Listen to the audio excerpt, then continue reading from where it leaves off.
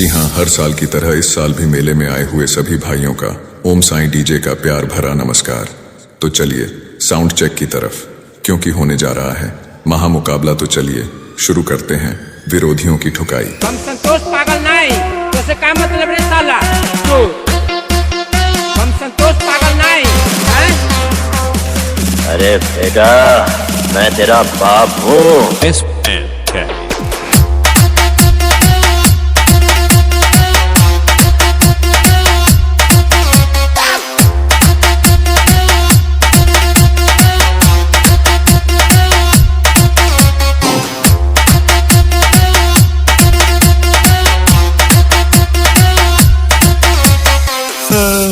जरा देखो तो, मेरी एंट्री होते ही हर एक के चेहरे पर मेरा खौफ छा रहा है। मेरे नाम की दहशत इतनी है कि मेले से पहले ही कुछ कुत्ते सर्च कर रहे थे कि किस डीजे पर कौन आ रहा है, कौन आ रहा है। आ गया ना तेरा बाप। बेटा, तुमने बुलाया, हम चले आए, क्योंकि हम हैं तुम्हारे बाप के बाप ओम साईं डीजे फ्रॉम सुल्तानपुर ठठेरी बाजार।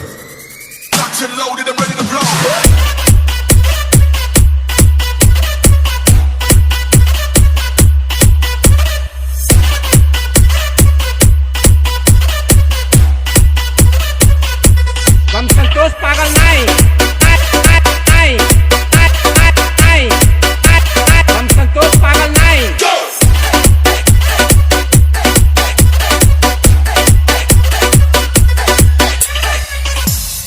ए भैया, मार्केट में नया झुनझुना आया है। दानीपोरी ऑफ किंग, द टपोरी ऑफ किंग। ससुर बाप दादा मर गए कोटा का फेरी राशन खात खात, ये सरऊ बना तहाँ फलाने ऑफ किंग। हम हैं ओम साईं डीजे सुल्तानपुर ठठेरी बाजार वाले। It's a challenge.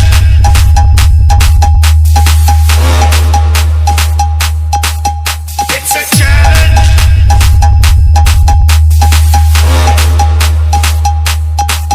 It's a challenge.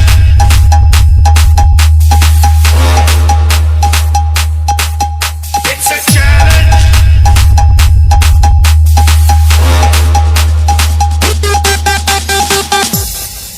ई देखा, हमसे लड़ाई खातिर बरसाती मेढक की तरह ढेर किरवा फटकिरवा बज बजाए के निकरिया यहाँ। ई कीड़ा मकोड़ा सारे हमसे सट पही। और है ऑपरेटर, तनी फेंक कीड़ी का दवाई, सब सारे पटपटाए के मर जाए, सब सारे पटपटाए के मर जाए। हम हैं ओम साईं डीजे सुल्तानपुर ठठेरी बाजार वाले। ऑपरेटर की दुनिया की बेताज बादशाह डीजे आरसी भाई भी शामिल हैं आपको मनोरंजन देने के लिए। अरे बेटा, मैं तेरा बाप हूँ, बस देखता जा। अपने पुराने धंधे का एक जोरदार झटका और देना होगा।